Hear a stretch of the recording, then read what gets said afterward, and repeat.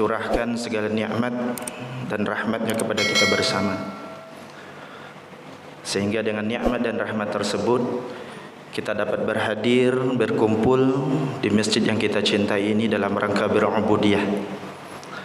Mudah-mudahan ibadah-ibadah yang kita lakukan selalu diterima oleh Allah Subhanahu wa taala. Salat dan salam buat junjungan kita Nabi besar Muhammad sallallahu alaihi wasallam, dengan selawat kepada beliau. Allahumma shalli ala sayidina Muhammad wa ala ali sayidina Muhammad.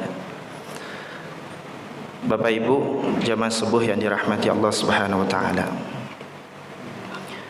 kita sama-sama mengetahui bahwa segala amal ibadah yang kita lakukan di bulan Ramadan ini dan kebaikan-kebaikan yang kita lakukan di bulan suci Ramadan ini dibalasi oleh Allah Subhanahu wa taala dengan pahala yang berlipat ganda. Insyaallah sehabis Ramadan ini kita mendapatkan pahala yang luar biasa banyaknya. Namun kita harus tahu Pak Ibu, dengan mendapatkan pahala yang banyak itu, kita harus tahu jangan sampai pahala yang banyak itu habis atau berkurang dengan perbuatan-perbuatan kita. Karena banyak orang yang berbangga-bangga dengan ibadahnya, dengan amal solehnya. Sudah melakukan amaliyah di bulan Ramadan, sudah sering melakukan ibadah haji dan umroh, mendapatkan pahala yang banyak. Tetapi di hari kiamat nanti, ketika ditimbang pahala-pahala itu, maka tidak tersisa sedikit pun. Kenapa demikian? Karena ada beberapa perbuatan-perbuatan kita yang berfungsi mengurangi, yang berfungsi menghabiskan semua pahala ibadah kita itu. Dalam kesempatan yang singkat ini, kita akan bahas 6 perbuatan yang akan menghabiskan pahala ibadah kita dan amal soleh kita. Apa yang pertama Pak Ibu? Perbuatan yang dapat menghapuskan pahala kita yang pertama adalah membangga-banggakan diri sendiri atau menyombongkan diri sendiri. Nabi sallallahu alaihi wasallam pernah bersabda, kata Nabi, "Thalathun muhlikat, hawan muttaba'un, wa syuhhun muta'un, wa ijabul mar'i bi nafsi." Kata Nabi sallallahu alaihi wasallam, jauhilah oleh kalian 3 sifat yang akan membinasakan kalian. Apa itu? Yang pertama adalah hawan muttaba'un, hawa nafsu yang selalu dituruti. Wa syuhhun muta'un, adalah sifat kikir yang selalu dituruti. Dan yang ketiga kata Nabi SAW, wa i'jabul mar'i bi nafsih, membangga-banggakan atau menyombongkan diri sendiri. Jadi kita membangga-banggakan ibadah kita, kita membangga-banggakan kedudukan kita di masyarakat, itu bisa menghabiskan pahala-pahala kita. Membangga-banggakan diri kita dalam ibadah misalnya, kita berbangga-bangga bisa salat tahajud di malam hari, sering salat tahajud, sehingga meremehkan orang-orang yang tidak pernah salat tahajud. Sifat membangga-banggakan dalam beribadah ini bisa menghapus pahala kita. Begitu juga berbangga-bangga di masyarakat. Kita menduduki posisi jabatan di tengah masyarakat, yang kita bangga-banggakan bisa menyakiti perasaan saudara-saudara kita. Dan perbuatan ini dapat menghapus pahala-pahala ibadah kita dan pahala amaliyah kita. Bapak Ibu yang dirahmati Allah, yang kedua, perbuatan yang dapat menghapuskan pahala kita adalah menzalimi saudara kita. Sifat menzalimi saudara kita. Nabi sallallahu alaihi wasallam bersabda dalam hadis Imam Muslim, kata Nabi, "Atad'u manil muflis?" Qalu, "Al-muflisa fina man la dirham lahu wa la mata'." Faqala, "Innal muflisa min ummati ya'ti yawmal qiyamah bis salah was siyam waz zakah, thumma ya'ti qad syatama hadha wa qadhafa hadha wa akala mala hadha wa daraba hadha, fayu'ta min hasanatihi wa hadha min hasanatihi fa in faniyat hasanatuhu qabla an yuqda alaihi ukhidha min khatayahum thumma turiha alaihi thumma turiha finnar. Kata Nabi sallallahu alaihi wasallam, Nabi bertanya kepada sahabat, wahai sahabat, tahukah engkau siapakah orang yang bangkrut itu? Maka sahabat menjawab, orang yang bangkrut itu ya Rasulullah adalah orang yang tidak mempunyai dirham, orang yang tidak mempunyai harta benda. Kata Nabi sallallahu alaihi wasallam, orang yang bangkrut itu adalah orang-orang yang datang di hari kiamat nanti dengan membawa semua pahala-pahalanya, membawa pahala salatnya, membawa pahala puasanya, membawa pahala zakatnya. Maka dikala pahala itu akan ditimbang oleh Allah Subhanahu wa taala, banyak orang-orang mengadu. Orang-orang mengadu, orang-orang yang dizaliminya ketika hidup di dunia berkata kepada Allah, ya Allah, dulu si fulan ini pernah menduduhku melakukan perbuatan yang aku tidak pernah melakukan perbuatan itu. Lalu kata Allah Subhanahu wa taala, maka kezaliman yang engkau lakukan harus dibayar dengan pahalamu. Lalu diambillah pahala orang yang mempunyai pahala yang banyak ini, kemudian diberikan kepada orang-orang yang dizaliminya. Lalu datang lagi orang mengadu, ya Allah, dulu si fulan ini pernah memukulku di dunia. Lalu kata Allah, berikan sebagian pahalamu itu kepadanya. Dan orang lain bertanya, datang terus mengadu kepada Allah, dia sudah mengambil hartaku ya Allah, dia sudah menumpahkan darahku ya Allah. Maka kata Allah Subhanahu wa taala, engkau bayar dengan pahala-pahalamu. Dan ketika pahala-pahalanya itu habis, orang-orang masih juga mengadu kepada Allah Subhanahu wa taala, ukhidha min khatayahum wa turiha alaihi. Dosa-dosa orang yang mengadu itu dipindahkan kepadanya. Summa turiha finnar. Kemudian orang itu dilemparkan ke dalam api neraka. Hadirin jamaah subuh yang dirahmati Allah. Jadi kezaliman yang kita lakukan di dunia ini, apapun bentuknya, maka nanti di akhirat akan kita bayar dengan pahala kita. Misalnya tadi kata Nabi, kita menuduh orang-orang melakukan suatu perbuatan yang sebenarnya tidak dilakukan oleh orang itu. Kita memukul orang lain yang mungkin di dunia ini tidak bisa membalas, tapi di akhirat nanti dia akan mendapatkan pahala kita. Jadi apapun bentuk kezaliman yang kita lakukan kepada saudara-saudara kita, nanti di akhirat akan kita bayar dengan pahala-pahala kita. Di perbuatan kezaliman yang kita lakukan bisa menghabiskan pahala-pahala ibadah kita dan amaliyah kita. Hadirin jemaah Jumat yang dirahmati Allah Subhanahu wa taala. Yang ketiga, perbuatan yang bisa menghapus pahala-pahala kita adalah melakukan maksiat di kala sendiri.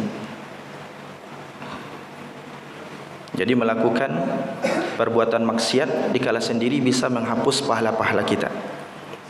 Kata Nabi sallallahu alaihi wasallam, "Ata'lamuna qauman ya'tuna yaumal qiyamah bihasanatin bimithli jabalin tihamah baydan thumma ja'alahu Allahu habban manthura." Qala Thawban, "Sifhum lana ya Rasulullah." "Jalahim lana ya Rasulullah." "Alla nakuna minhum wa nahnu la na'lam." Faqala, "Amma innahum min ikhwanikum wa min jildatikum ya'khuduna laylan kama ta'khudun walakinnahum qaumun idza khalau bi maharamillah intahakuha."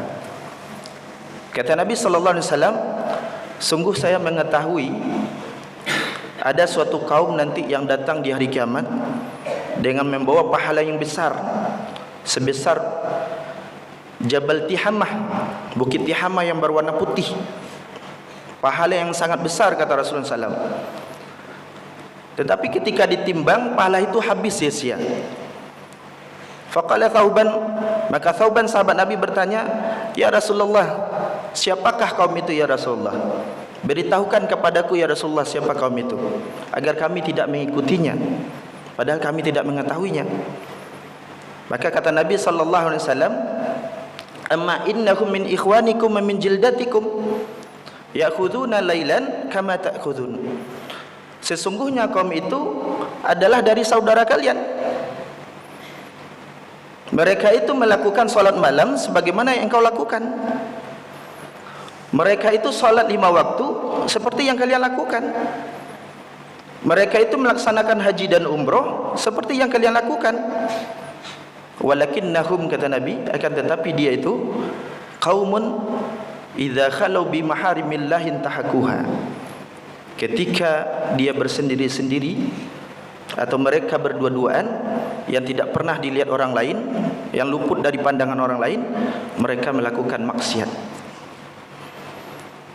Jadi maksiat yang kita lakukan dikala orang lain tidak memperhatikannya, kita lakukan sembunyi-sembunyi, maka perbuatan yang demikian itu bisa menghapus pahala-pahala ibadah kita. Banyak maksiat yang kita lakukan. Masing-masing kita sekarang tuh rata-rata sudah mempunyai HP. Maka banyak sekali aurat-aurat lawan jenis yang kita lihat. Kadang kita melihatnya sekali 2 kali, itu dianggap dosa kecil. Tapi kalau seandainya kita sudah sering melihat aurat-aurat lawan jenis kita, itu bukan dosa kecil lagi, itu sudah menjadi dosa yang besar. Karena perbuatan yang berkesinambungan, perbuatan yang terus-menerus kita lakukan. Dan perbuatan bermaksiat dikala sendiri ini juga menghapuskan dosa-dosa, pahala-pahala yang kita lakukan, pahala ibadah kita dan juga pahala amaliyah yang kita lakukan. Maka berhati-hati kita dengan hal ini, jangan sampai bermaksiat. Hadirin jamaah Jumat yang dirahmati Allah Subhanahu wa taala. Kemudian selanjutnya perbuatan yang dapat menghapuskan pahala-pahala kita adalah sering menyebut-nyebut amal soleh yang kita lakukan. Apapun yang kita lakukan, kebaikan yang kita lakukan sering disebut-sebut, termasuk dalam hal berinfak dan bersedekah. Perbuatan kita itu bagus, baik dipandang orang lain, tapi karena sering-sering disebut menghilangkan pahala-pahalanya. Allah Subhanahu wa taala berfirman dalam surah Al-Baqarah ayat 264, kata Allah, ya ayyuhalladzina amanu la tubtilu sadaqatikum bil manni wal adha kalladzi yunfiqu ma lahu ria'an nas wa la yu'minu billahi wal yawmil akhir. Kata Allah Subhanahu wa taala, wahai orang-orang yang beriman, jangan engkau rusak pahala sedekahmu dengan cara menyebut-nyebutnya dan menyakiti perasaan si penerima. Yang demikian itu seperti orang-orang yang berinfak secara riya, mengharapkan pujian orang lain, dan orang-orang yang tidak beriman kepada Allah serta hari kiamat.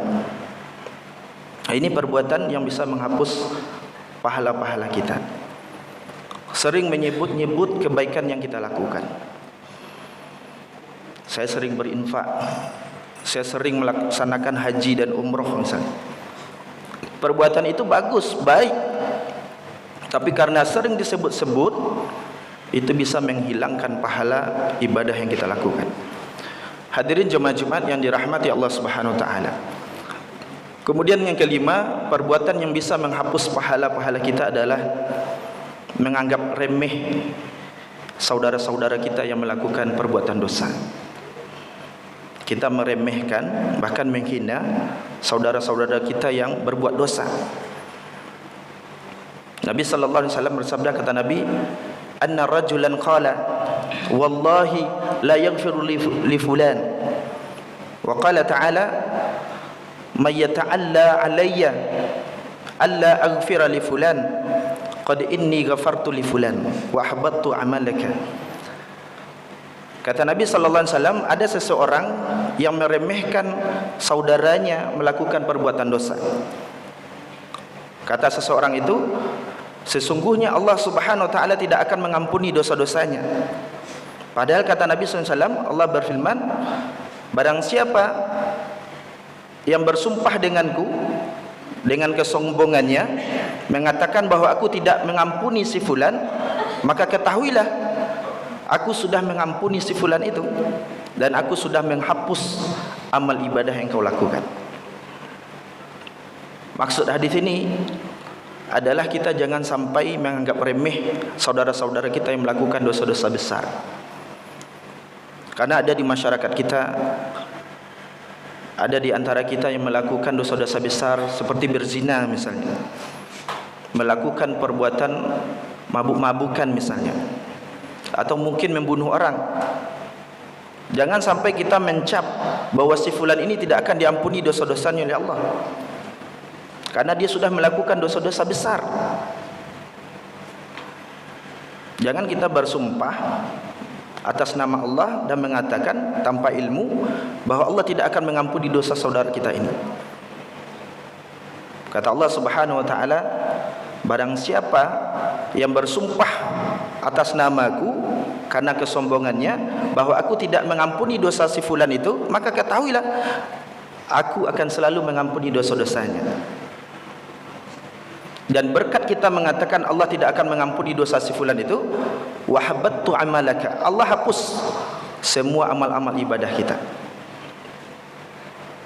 Ini banyak di antara kita yang berucap seperti itu karena melihat saudara kita melakukan dosa-dosa, membunuh orang misalnya, mabuk-mabukan, melakukan perbuatan zina atau perbuatan maksiat lainnya, maka kita berucap bahwa si fulan ini tidak akan diampuni dosanya oleh Allah SWT, bahwa si fulan ini sudah kekal nanti di neraka. Banyak kita berucap seperti itu.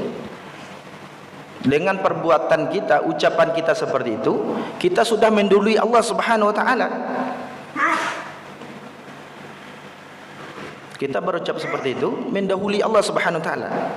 Padahal Allah Subhanahu wa taala Maha Pengampun, Maha Penyayang kepada umatnya. Jadi jangan sampai kita berucap bahwa si fulan ini tidak akan diampuni oleh Allah. Seberapapun besarnya dosa manusia itu, kalau seandainya dia melakukan taubat nasuha, maka Allah Subhanahu wa taala akan mengampuni semua dosa-dosanya. Jadi ucapan kita bahwa Allah tidak akan mengampuni dosa si fulan, perbuatan itu bisa menghapuskan pahala ibadah kita dan pahala amaliyah yang kita lakukan. Hadirin jamaah Jumat, hadirin jamaah subuh yang dirahmati Allah Subhanahu wa taala. Kemudian yang keenam, perbuatan yang bisa menghapus pahala-pahala kita adalah melakukan kesyirikan kepada Allah Subhanahu wa taala. Perbuatan syirik yang kita lakukan bisa menghapus semua dosa-dosa kita, menghapus pahala-pahala kita. Kenapa demikian? Karena Allah Subhanahu wa taala berfirman dalam surah Az-Zumar ayat 65, kata Allah, "Wa laqad uhiya ilaika wa ilan nabiyina min qablik la in asyrakta la yahbatanna 'amaluka wa la takunanna minal khasirin." Kata Allah Subhanahu wa taala dalam surah Az-Zumar 65, sungguh sudah kuwahyukan kepadamu wahai Muhammad, setelah aku wahyukan kepada nabi-nabi sebelum engkau, jika engkau mempersekutukanku, la yahbatanna 'amaluka, maka terhapuslah semua amal ibadahmu, pahala-pahala yang engkau lakukan. Wala takunanna minal khasirin, dan sungguh engkau akan termasuk ke dalam golongan orang-orang yang merugi.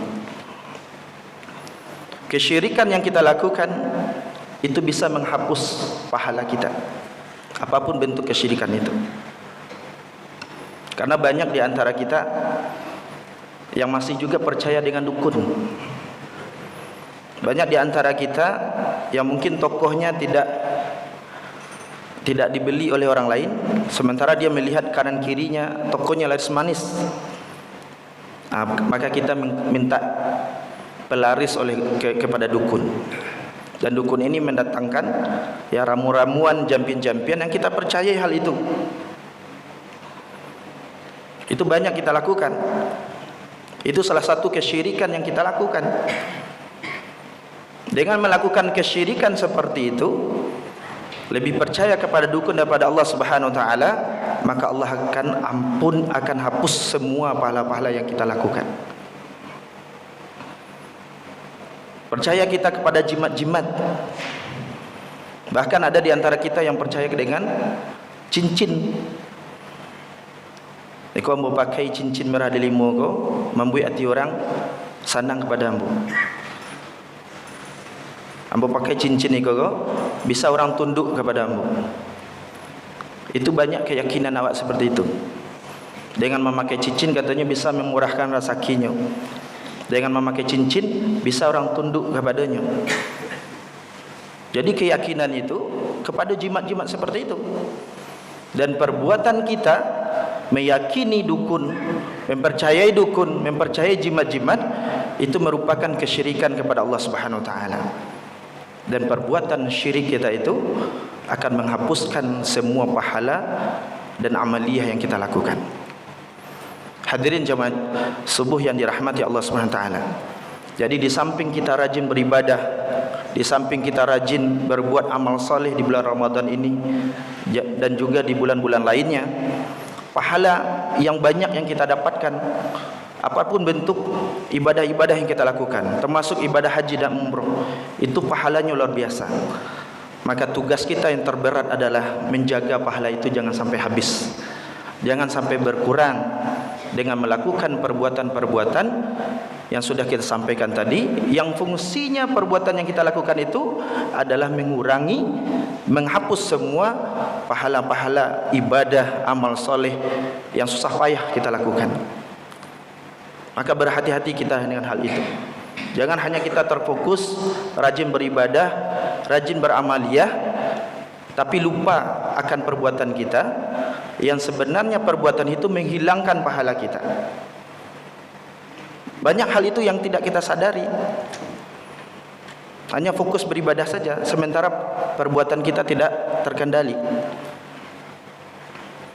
Maka di dalam kesempatan yang singkat ini, mudah-mudahan dengan penyampaian ini, Bapak Ibu yang dirahmati Allah, mari kita selalu memotivasi diri kita dalam beribadah dan beramal saleh.